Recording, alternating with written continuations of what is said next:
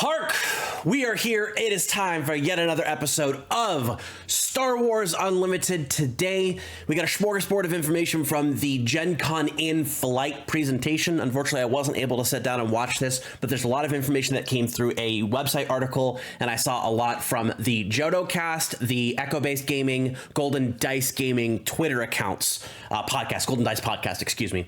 So, and then a bunch of Discords were putting things up. Thank you to Brombe for a lot of the images that they were able to put up. Lots of cool things that were going forward. So we're going to start with the accessory stuff first from Gamegenic, then we're going to go right into previews we got from starter deck stuff for Twilight of the Republic, and then a nice, cool, open window of what the future looks like for Star Wars Unlimited. So let's get started with Gamegenic.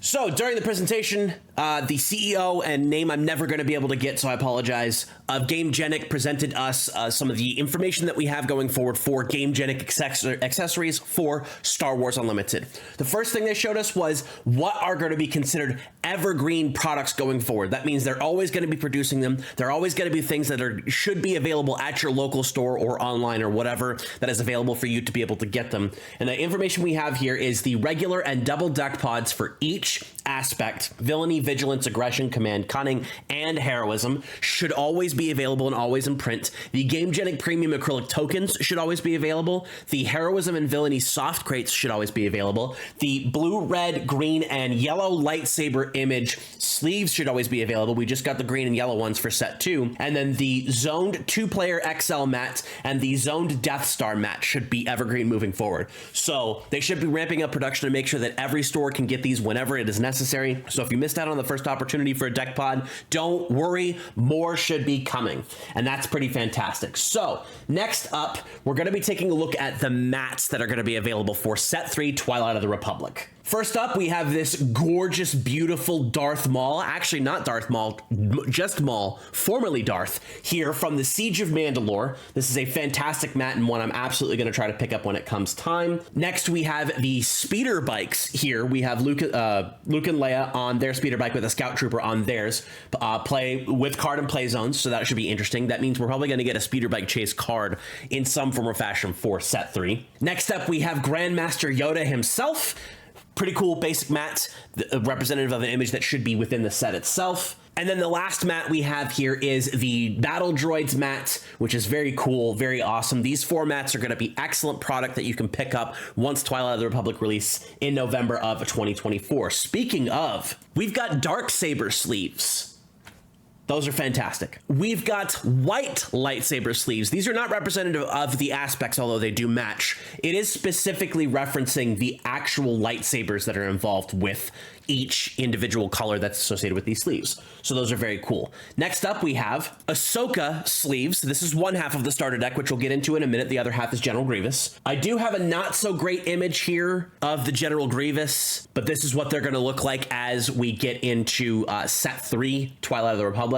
And then our last 2 are going to be Darth Maul. Says Darth Maul, it is technically Lord Maul. And then we have Obi-Wan Kenobi from episode 2, which is fantastic. All of these sleeves together are going to be really nice. I'm definitely going to pick up Maul sleeves. I'm definitely going to pick up that Maul mat. I'm definitely going to pick up Darksaber sleeves because that's going to be pretty cool. Whichever deck runs the Darksaber is going to run those sleeves, and that's pretty cool. So that's actually the ultimate level of stuff that we have for the Gamegenic accessories. I'm very excited that these are going to be evergreen, which means people should be able to pick these up no problem. They did release their Squire line in similar to the deck pod that they have, where you can fit the slide case up front and then you have the nice sturdy deck pod around it, which is really cool, spreading this really cool technology that kind of pseudo started in Star Wars Unlimited and is going to other games. So Commander players, you're welcome. That's it for Gamegenic. Next up, we have new leaders for Twilight of the Republic.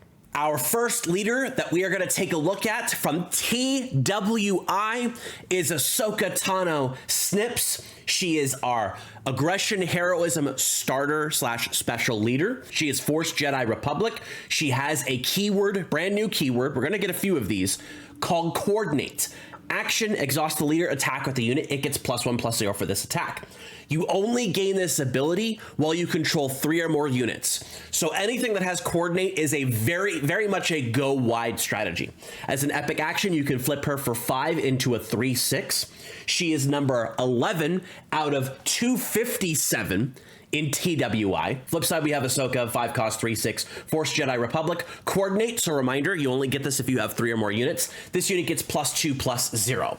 So if you can get yourself a critical mass of units out there, it does include the unit that has the coordinate ability on it. So if you have Ahsoka Tano and 2 other units, she becomes a 5/6 on her flip on 5, which is pretty good. There's going to be a lot of interesting stuff that comes out with Ahsoka Tano as it pertains to the starter set and stuff in Twilight of the Republic, but from what I've seen so far, I am very, very, very excited about what's coming, including a mechanic we'll see here later on that deals with the tokens of Twilight of the Republic. Next up, we have General Grievous, General of the Droid Armies, our cunning villainy starter leader. Separatist official, action, exhaust this leader, give a droid unit Sentinel for this phase.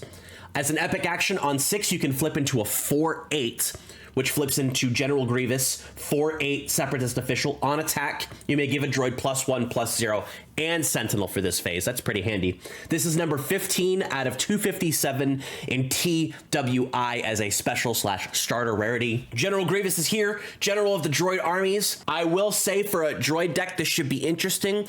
I think that Sentinel is overvalued in certain circles, and in terms of the meta, it's not as strong as a lot of people would really want it to be, especially for something that's presented as this is a blocker. There are just so many ways to get around Sentinel that it's almost like the keyword, at least in my experience, just doesn't exist. There's that as it applies to this. The idea is that Grievous's droid, the leader side, gets your droids to protect yourself until you can flip, and then you can start giving those Sentinels +1/+0, which means they either will likely kill the thing that is attacking them, or they can attack, and then your opponent has to deal with more things with Sentinel on the board as you attack with General Grievous. I will say my one issue with this is that this is not the lightsaber wielding killer of Jedi that I really wanted to see in a General Grievous, but this is an interesting combination of stuff. Seeing a very popular Separatist leader in Cunning is going to be very interesting for Cunning and potentially Separatists moving forward in TWI.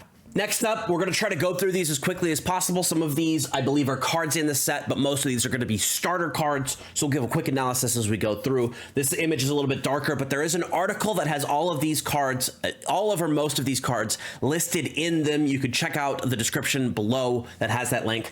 We're going to start right off with the 332nd Stalwart, a 1-cost heroism ground unit, 1 power, 2 health, Republic Clone Trooper. This has Coordinate. This gets +1/+1, so if you have 3 units total or more, this one will become a 2/3 for 1, which is actually really good. This is a starter. It looks like 247, 248.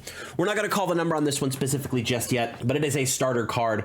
This is a very interesting card. This is going to be the basis of a lot of trooper decks because as a 1-cost unit, you can just put it into play to accelerate your coordination numbers, and that's going to be very good. And a 1-cost 2/3, conditionally, yes, but at least it's not allowing your opponent to draw a card when defeated. It's basically based upon something you're doing rather than something your opponent's doing, and that's pretty good. Next, we have Anakin Skywalker, Maverick Mentor. This is a 5-cost aggression heroism ground unit, a 6 power, 6 health Force Jedi Republic unit. It has Coordinate. On attack, draw a card. So if you have 3 or more and he attacks, he draws a card. This is special rarity number 147 out of 257 in TWI. Anakin is finally here. He's ready to smack people with his punches and slash people with his sabers, and he's got his partner here, Ahsoka Tano, being able to to play Anakin, flip Ahsoka, and have Ahsoka be at least 2/3 of the way there for coordination, potentially being able to do other things earlier on, or play your Anakin, wait until next turn to flip Ahsoka, then Anakin, and then if you have anything else on the board, Anakin and Ahsoka's coordinates are on the board as long as you have at least 1 other unit, and they can do all kinds of cool stuff together. That's a fun, fantastic way to be able to play this coordinate ability. I think this is going to be a very strong card early on, and it should be really neat to see. Next, we have Battle Droid Escort. This is actually one of the cards that makes me the most excited. This is a 3-cost villainy ground unit. You can see the droids and Grievous in here. It is a 1/1. 1/1 for 3 is bad, except this is a Separatist droid trooper. When played and when defeated, create a battle droid token. This is a starter rarity card from TWI, number 229 out of 257, I believe. What's a battle droid token? Who knows? Next up, we have Coruscant Guard. This is a 2-cost command ground unit, 3 power, 2 health, Republic Clone Trooper. Loving Republic, loving Clone, loving Separatist, loving Droid, loving Trooper. Happy with all of this. This is Coordinate. It has Ambush. I don't know what the card number here is. It's in the article. Check it out if you care. This is a common, though, in TWI. Love this art here. Another common Kyle Petchak W. Excellent art here. Super cool stuff to go with. 2 other units on the board. Coruscant Guard comes into play, ambushes immediately. That's fantastic. If you don't have the other things, this is still a 2-cost 3/2 that's a Republic and a clone and a trooper that synergizes with all 3 of those strategies. And because it's not specifically heroism, you could throw it in your trooper decks that deal with General Tag and other things that have trooper synergies based upon that. So that's pretty cool there. Next, we have General's Guardian. This is a 4-cost villainy command ground unit, a 4-power, 4-health separatist droid. When this unit is attacked, create a battle droid token. This is a starter rarity from TWI, number 63, I believe, out of 257. What's a battle droid token?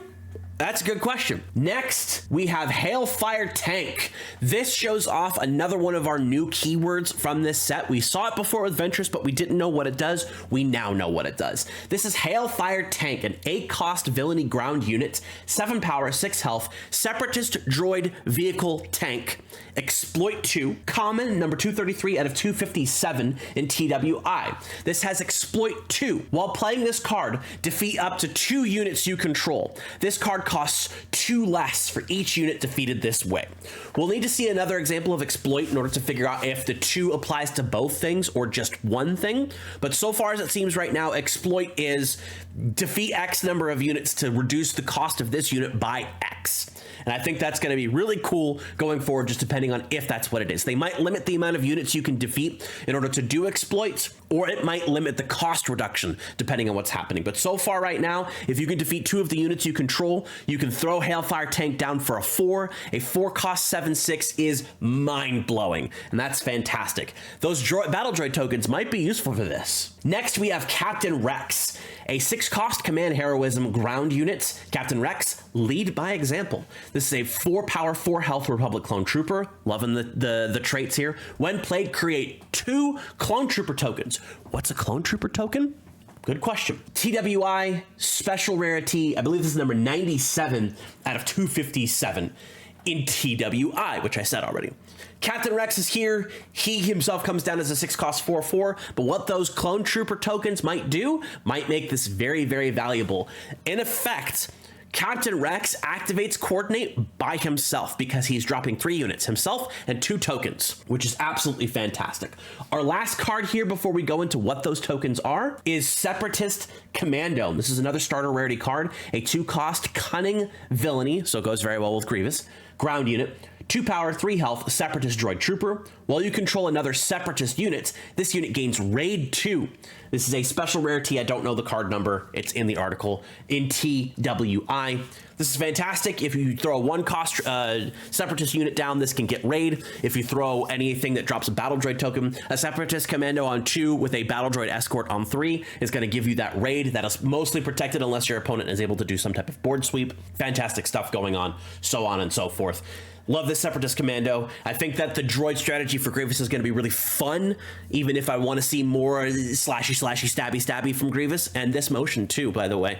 But it is very interesting to see what is going on there. What's a battle droid token? This is a battle droid token, a 0-cost token unit villainy that is a 1/1 Separatist droid trooper. So that battle droid escort is actually dropping 2 1/1 units. And because these are cheap, you can discard them, you can destroy them for the exploit cost, and that Hailfire Tank, which comes in the round after that battle droid escort, can absolutely dominate your opponent's board the turn after it comes out, because you still have to be able to ready it, so on and so forth. But a battle droid token, a 1/1, super cool. What's a clone trooper token? A clone trooper token is a 0-cost 2/2 in heroism, Republic clone trooper. Absolutely mind-blowing. Absolutely mind-blowing. First of all, these are going to look amazing, absolutely amazeball in hyperspace. But the fact that these are units just absolutely makes my little token generator heart explode with joy, because I love these types of strategies in other games when you can just create a massive amount of tokens, try to anthem them up with other things that buff power and toughness, or in this case, power and health and just slam your opponent with as many tokens as you possibly can. That's my favorite type of thing. So potentially in set 3, if I do a similar series to This Is the Way, I'll end up doing something with Ahsoka, but leaning more towards trying to make sure I can generate as many of these clone trooper tokens as possible. Obviously, when you put them into play, they come into play exhausted, but on your next turn, if you can just start attacking with trooper, that's gonna be super cool. Just fun stuff all around. Our last piece of information here before we get to the end of this video is much like we saw last year when they previewed, I believe it was at Gencon, the information about what the first year of Star Wars Unlimited was going to look like. We knew Spark of Rebellion was coming because that had been announced a couple months beforehand. Then we found out that Shadows of the Galaxy, the set we're in right now, was set 2, and Twilight of the Republic, the set that's coming up here in November, a scant 3 months away, was going to be Twilight of the Republic. We now have the entire release schedule for 2025. It's going to be in the same months. So we're going to be seeing March, July, November. Once again, I like this consistent schedule. It means that they don't move things around. It means that there doesn't need to be any worry about other sets coming out.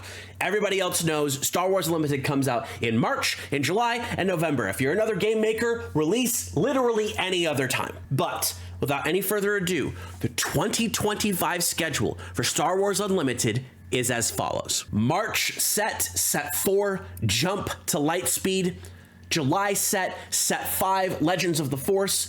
And November set 6, Secrets of Power. There's a little asterisk here that might not be completely finished yet, or this might not necessarily be the finalized art for this set. But those are our sets for year 2 of Star Wars Unlimited. We know most of this has already been designed and that they're currently playtesting this year's worth of stuff that's out there.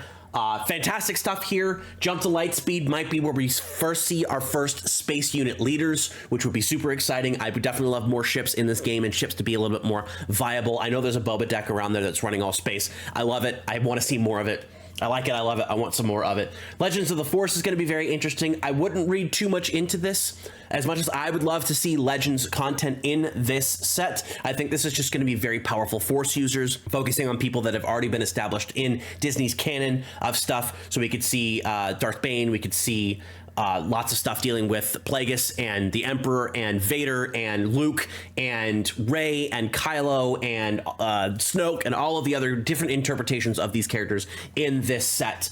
Maybe we get something cool that's associated with Legends. We could see Revan, could see Starkiller, we could see Kyle Katarn or the Solo kids from the future. I wouldn't bet any amount of money on any of that, but that'd be pretty cool. And then Secrets of Power, Tyler Parrott put out a tweet today saying that this was his baby. So this is where his bread is buttered, and this is where his reputation is going to live or die. Tyler, this is where your money is. This is where the money in your mouth is, here in this set. If this is not an absolute banger, I don't know. Secrets of Power should be pretty interesting. I like the little purple here. Very interesting stuff. I think Jump to Lightspeed is probably the set that I'm most excited about because I'm a big ship person. I love ships. Just vehicles are cool in Star Wars. That's the whole thing. You can't really have a Star Wars without being in space, right? So there it is. That's the Gen Con in-flight information plus the article. I will link to the in-flight in the description below, and I will link to the article in the description below as well. So you can check out all this lovely stuff yourself. Twilight of the Republic is shaping up to be an awesome set. I can't wait to flood the board with clone trooper tokens and just annoy the heck out of my opponent with damage for 2, damage for 2, damage for 2, and just be the clone trooper that my little heart wants to be. Anyway, that's it. Hope you all are enjoying your weekend. For those of you at Gen Con, you already know all this stuff. For those of you not at Gen Con, I hope this information comes to you at the right time. We love and appreciate all of you. So thank you very much for joining me, folks. Remember to like and comment on the video. Let me know what set you're excited about, what your favorite preview card was, what your most expected leader is for Twilight of the Republic, and anything else you want me to know in the description below. Remember to subscribe to this Star Wars Unlimited channel for all of your lovely Star Wars Unlimited needs. I've been RybackStun. Thank you for joining me. We will see you in the stars.